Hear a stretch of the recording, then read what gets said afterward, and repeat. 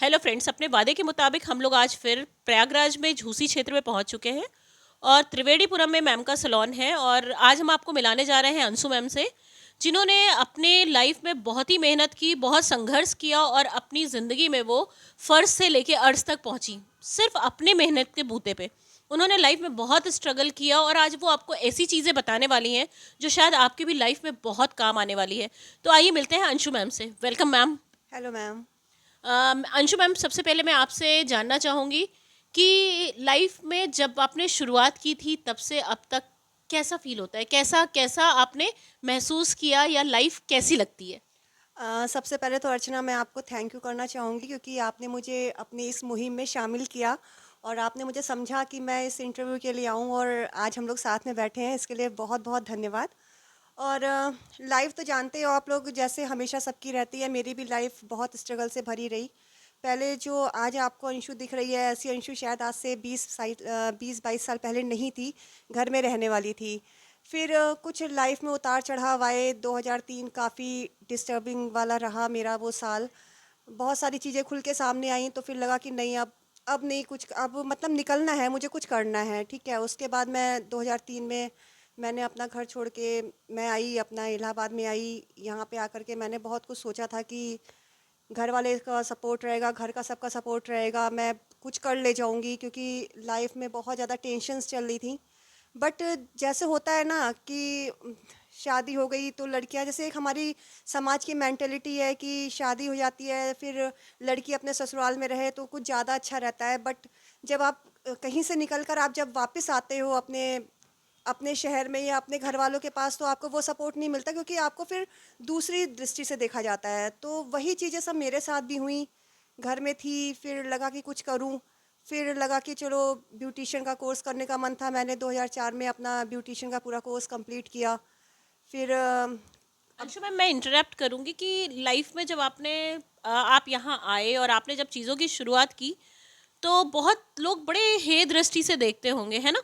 तो जब वो, लेकिन आप डगमगाए नहीं, आपने डट के अपने कदम को मतलब वहाँ पे डटाए रखा और आपने किसी की परवाह नहीं की और आप लाइफ में आगे। इसके लिए मतलब मैम कैसे इतनी हिम्मत लाते हो आप? अर्चना, ये इसमें तो पता नहीं कैसे मेरे अंदर भगवान एक साथ देता चला गया। जब मैंने अपना कोर्स कंप्लीट किया था तो मुझे लगा था कि मैं अपना एक छोटा सा सैलून खोलूं।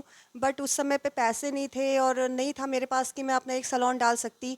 तो मुझे लगा कि नहीं, मुझे अब कुछ करना चाहिए। फिर मैंने एक as a beauty advisor job join करी। उस समय मेरी सैलरी मुश्किल से 2000 या 2500 रुपये थी। तब मैंने वो सैलरी से मैं अपना काम घर का करती थी और छोटे छोटे बच्चे थे, दोनों बेटे छोटे थे। उसके बाद फिर धीरे धीरे फिर मैंने एक दूसरा ब्रांड ज्वाइन किया, स्किन का एक नामी ग्रामी ब्रांड ज्वाइन किया। उसमें मैंने एज अ टेक्नो भी काम किया, फिर उसमें एज अ टेक्नीशियन भी बनी। O3 में मैंने काफ़ी साल अपने लाइफ के दिए।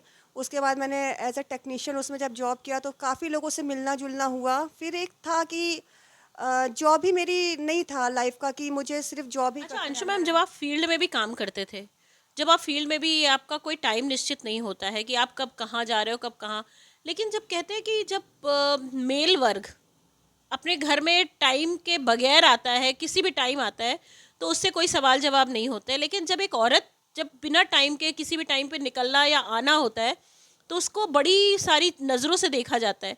उसमें आप भी इन चीज़ों का, इसमें कहीं ना कहीं फंसी होंगी, लोगों ने बहुत सारी चीज़ें आपको भी बोली होंगी। बहुत, अरे अपने क्या कहते हैं, अपने इस समाज में तो औरतों को बोलने के लिए कुछ ऐसा नहीं है। कोई जिसको जो मन आता था बोल देता था। बहुत कभी कभी ख़राब भी लगता था, क्योंकि इंसान ही हूँ, मुझे भी दर्द होता है, सब कुछ होता था। लेकिन फिर लगता था कि थोड़ा बहुत अंदर से टूटती भी थी। फिर लगता था नहीं, अगर मैं ही टूटूंगी तो फिर आगे घर कौन संभालेगा।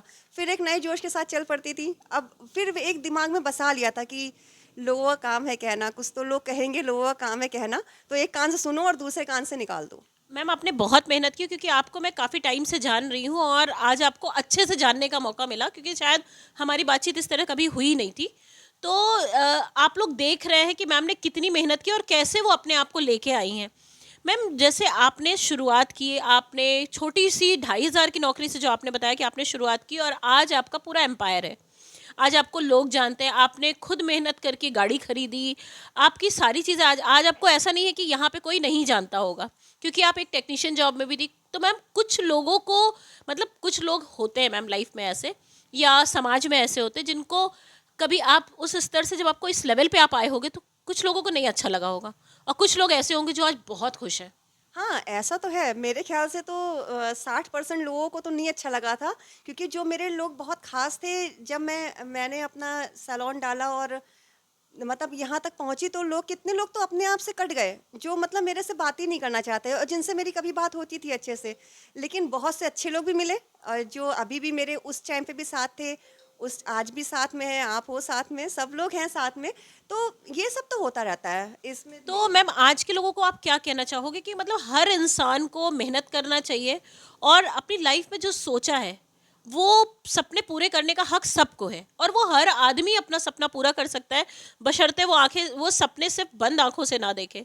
जो सपने आपको अपनी ज़िंदगी में पूरे करने हैं, वो सपने जो आप देख रहे हैं ना, उसको खुली आंखों से देखना ही पड़ेगा, उसके पीछे भागना ही पड़ेगा। अंशु मैम, आप क्या बोलती हैं, क्योंकि आप एक टेक्नीशियन रह चुकी है, तो आज के लोगों को आप बताओगे क्या? क्योंकि लोगों को लगता है ना कि आपने ब्यूटिशियन की ट्रेनिंग ले ली, आपने सैलून की ट्रेनिंग ले ली, तो आप सिर्फ अपना सैलून ओपन कर सकते हो या आप किसी के यहाँ जॉब कर सकते हो। इसके अलावा भी मैम बहुत प्लेटफॉर्म है जो लोगों को नहीं पता है, तो आप इसके बारे में थोड़ा बताएंगी क्या? देखिए अर्चना, इसमें मेन तो मैं ये कहना चाहूँगी कि ये हमारी जो फील्ड है, ये एक समुद्र है। आप जितना उसके अंदर जाते हो, आपको लगता है कि आपको पता नहीं कितनी सारी चीज़ें अभी और सीखनी है। जैसे लोग, बहुत से लोगों को मैं सोचती हूँ कि देखती हूँ कि किसी ने सैलून डाल लिया और उसे लगता है कि अरे अब मैं परफेक्ट हूँ, मुझे सब चीज़ें आती हैं।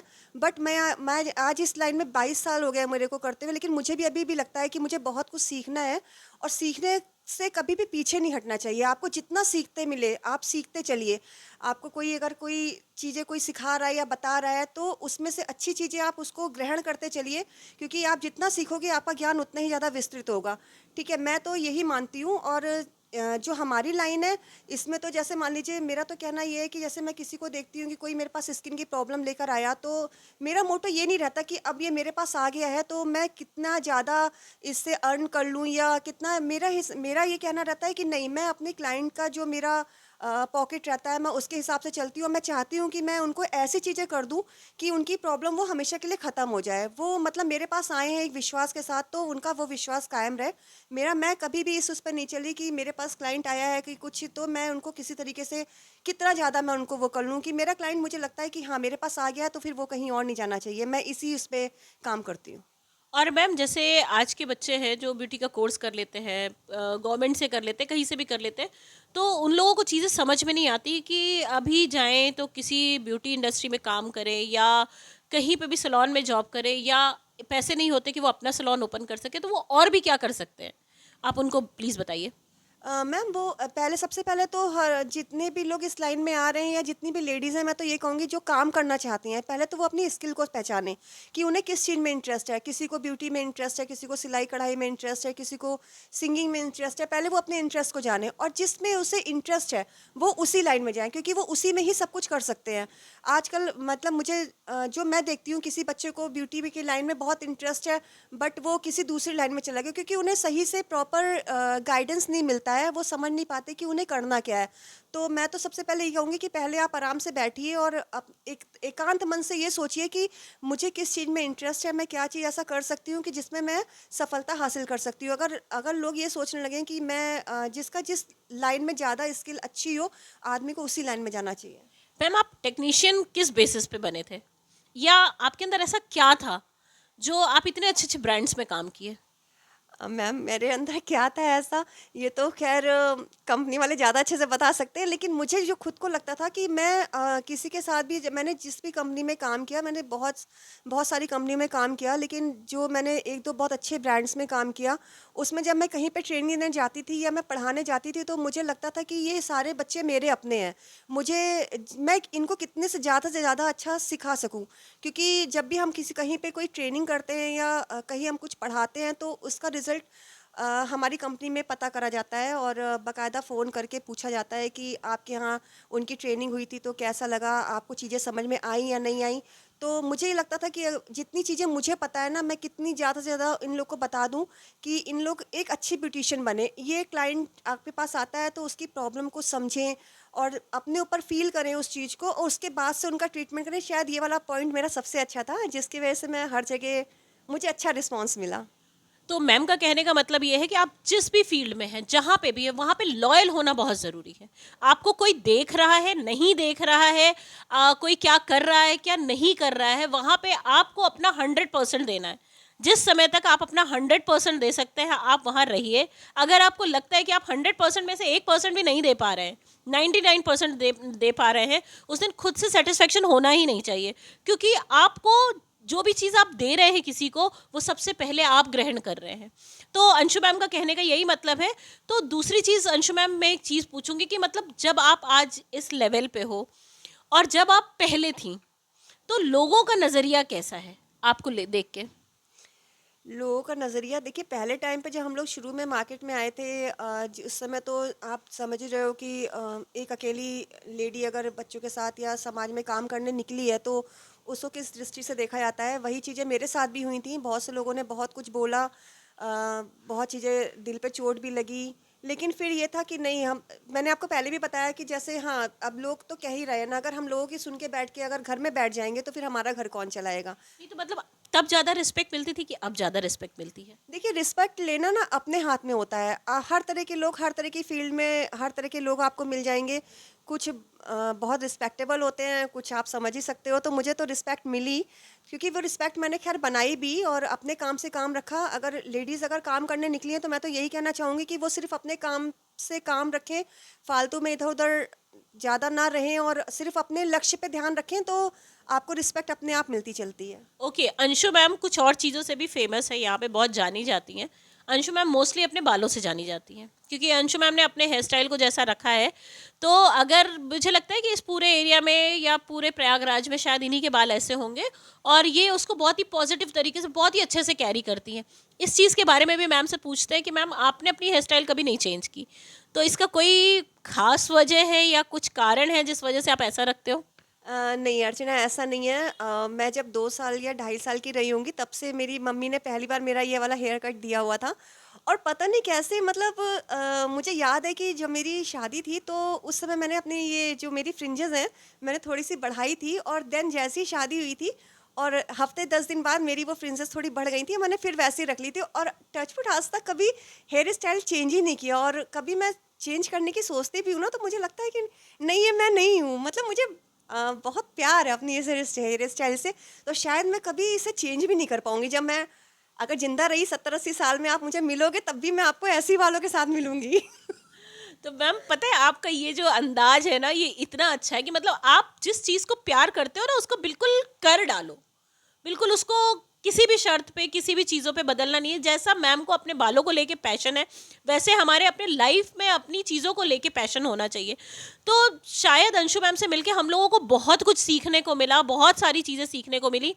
अंशु मैम, ब्यूटी इंडस्ट्री के बारे में थोड़ा सा आप और कुछ बताएंगे कि ये कितना है, कि इससे लोग कितना आगे जा सकते हैं? क्योंकि एक छोटे स्तर पे भी इसको स्टार्ट किया जा सकता है, एक बड़े स्तर पे भी इसको स्टार्ट किया जा सकता है। जिनके पास पैसे नहीं है, कुछ नहीं है, वो लोग इस चीज़ को सीख के वो अपनी जॉब करके सारी चीज़ें करके कैसे आगे बढ़ सकते हैं? तो थोड़ा सा और मैम, कैसे आप मतलब कैसे कैसे चीज़ें दिमाग में आई, क्योंकि आप जब जॉब में थी एकदम से आपको कैसे सैलून लाइन का आया, और सैलून लाइन में भी आप बहुत अच्छा कर रहे हैं। तो मैम थोड़ा सा बताइए सबको, ताकि इन्हें भी कुछ रास्ता मिले। मैम, जब मैं क्या कहते हैं जॉब में थी तो मेरा काम ज़्यादातर ट्रेनिंग का रहता था। तो मेरे पास यूपी बेल्ट थी, जिससे मेरे पे को बनारस, गोरखपुर, कानपुर, लखनऊ सब जगह जाना पड़ता था, और मुझे ट्रेनिंग्स ही करनी होती थी। तो मेरी क्लासेस चलती थी वहाँ पे, अच्छे बड़े बड़े जो की सैलून्स होते हैं वहाँ पे मेरी क्लासेस चलती थी। तो मैं बहुत ज़्यादा, मेरे टूर रहता था। तो और मैं करना चाहती थी अपना सैलून, क्योंकि लास्ट मंजिल तो हमारी, आप जानते हो, इस लाइन में हमारा सैलून ही था, क्योंकि इतने साल से पढ़ा रहे थे, वो सारा एक्सपीरियंस, सारी चीज़ें। तो मुझे ये था कि मुझे अपना सैलून ही डालना है, बट पैसे नहीं थे। फिर उसके बाद जब मैं जॉब करते करते बहुत थक गई, फिर मुझे लगा कि नहीं, अब बहुत हो गया। मतलब अब सुबह से आपका मन हो या नहीं हो, आपकी तबीयत सही हो या नहीं हो, बरसात हो रही हो, जाड़ा हो रहा हो, आपको निकलना ही है। और तो मुझे लगा कि नहीं, मेरी लास्ट जो मंजिल है वो है मेरा सैलून। उसके बाद 2018 में मैंने अपना पूरा जी जान इसमें लगा दिया था कि मुझे अपना सैलून ही डालना है, और मैंने अपना छोटा सैलून से स्टार्ट किया था। मैं हमेशा सबसे यही कहना चाहती हूँ कि लोग कहते हैं कि सैलून खोलने में 20 लाख चाहिए, 25 लाख चाहिए, लेकिन मेरा हमेशा शुरू से यही मानना रहा है कि आप छोटी सी पूंजी से खोलिए।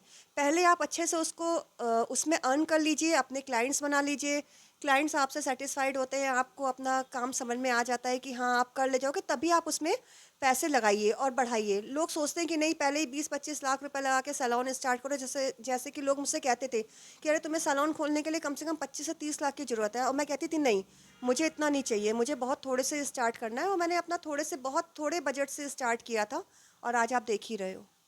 मैम बहुत अच्छा लगा आपसे मिलके, और आपने जो जानकारियाँ दी वो बहुत ही बेहतरीन थी। तो जब इंसान जो भी चीज़ ठान लेता है उसको करना मुश्किल नहीं होता, वो अंशु मैम ने बता दिया है।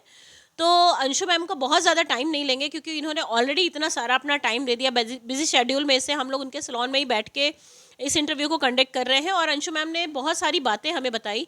ज़िंदगी में जो सपने देखो उसको कर डालो, रुकना नहीं है, बस चलते रहना है। अंशु मैम का नंबर मैं डिस्क्रिप्शन में दे दूंगी। अगर आपको किसी भी तरह की ब्यूटी लाइन से लेके बिजनेस से लेके किसी भी चीज़ की आपको रिक्वायरमेंट होती है, मैम की सलाह चाहिए, मैम बहुत अच्छी काउंसलर भी है। अगर आपको लगता है कि आपको उनसे बात करना है तो आप उन्हें कॉल करिए, उनसे मिलिए, उनसे बात करिए, और मैम से मिलने के बाद एक नया जोश आ जाएगा आपके अंदर। कर डालिए जो सोच रहे हैं, रुकने की ज़रूरत नहीं है। बाकी पुशअप करने के लिए हम लोग हैं आपके पीछे। मैम का नंबर डिस्क्रिप्शन में रहेगा। इसके साथ में हम लोग ये वीडियो एंड करते हैं। Thank you so much ma'am, and love you all.